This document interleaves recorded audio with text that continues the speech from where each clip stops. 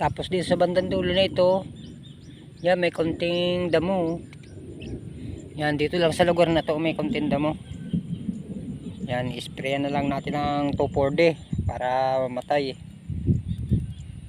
Yan. Okay naman yung tubo niya. Okay oh.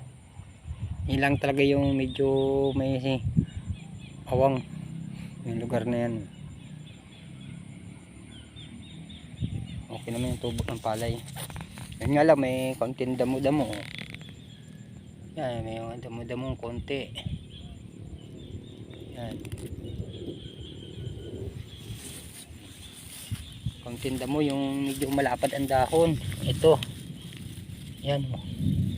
Yan, ito yung damo niya.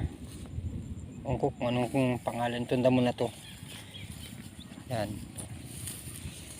Tapos yung ito lang yung medyo kalbo. Yan yung konti na yan, yan medyo kalbo. Yan lang, medyo kalbo.